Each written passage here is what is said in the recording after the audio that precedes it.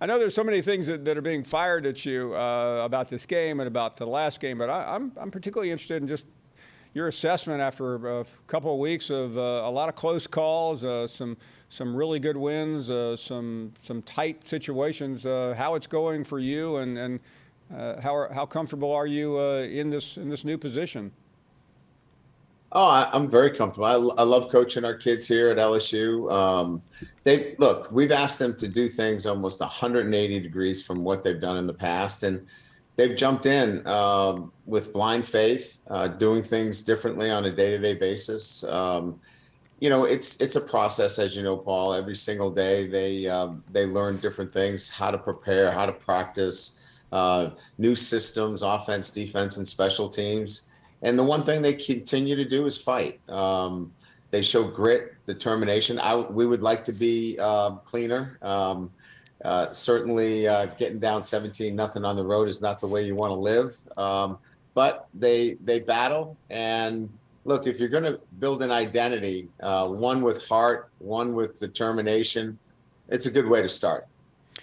I mean, you've won two very critical SEC games, tough situations. The one on the road the other night.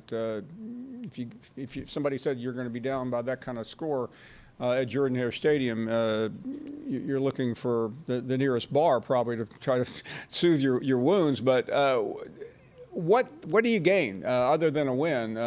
You mentioned identity. Is that part of what happens after a road win like that?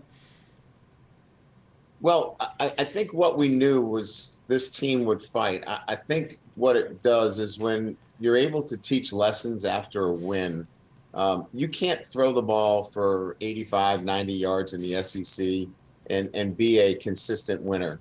So it really forces you to look at your coaching, your teaching. It really forces you to look at how are you preparing, how are the players preparing.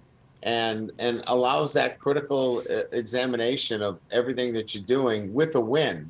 And so we can go out to the practice field and know that we're playing, an outstanding Tennessee team, but we have to get better. And if we're not better, you're not going to beat Tennessee on heart and determination. You're not going to beat Mississippi. You're not going to beat Florida at Florida, certainly not Alabama. So it really forces you to look inside and what you're doing and how you're doing it.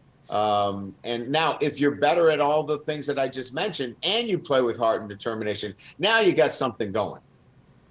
Talking to Coach Brian Kelly as the Tigers get ready for Tennessee this weekend. I know you've been asked already and will continue to be asked a lot about Jayden Daniels. We had a great conversation with him the other day, and certainly his injury situation is paramount to your success. What is the latest on that, if you could share with us? Yeah, I've always, Paul, felt like there's a difference between being injured and being hurt. If you're injured, our trainers are going to take care of you. They're going to pull you out of the game. If you're hurt, they're going to administer the things necessary and try to get you back in the game. He was hurt, but the pain level was pretty high. And so he wasn't able to finish the game, but he's much better today.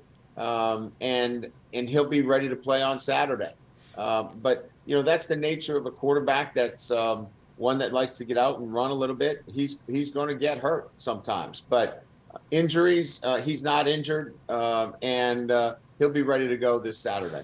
Speaking of quarterbacks, you've been asked and will continue to be asked about Hendon Hooker, and I'm particularly interested in your thoughts on what you see when you look at him, and he's literally come not out of nowhere, because he was well known when he got to Tennessee, but now he's the talk of the country. Yeah, Paul, I remember him when he was at Virginia Tech. I faced him, and I thought a lot of him back then when he was just a young player. Big, athletic, strong, and if you think of him just as that, that's where you get beat, because he can throw the football as well. I just think he's a great competitor. He look at, first of all, he plays in an up-tempo offense. It's the fastest offense in the country. Obviously outproducing everybody. And then you have a guy that certainly is not getting the kind of notoriety yet, but I've seen a lot of really good quarterbacks, and this guy is as good as anybody that I've gone against, because he has the ability to break your defense down, because when he gets outside, he's big and physical and makes things happen. Coach, we talked to you a lot during the offseason, and there's probably way too much conversation about the transition from Notre Dame to where you are. But now that you're in this week to week, you were playing fantastic teams at Notre Dame across the country and throughout the world. But how would you describe what you're now experiencing as the week to week battles in the Southeastern Conference? Yeah, fast and physical. I think the proliferation of the offensive talent for me has been probably the biggest thing. The skill talent, and then the interior defensive lines. Across the board. This weekend we're going to see probably 10 or 12 players roll in for Tennessee.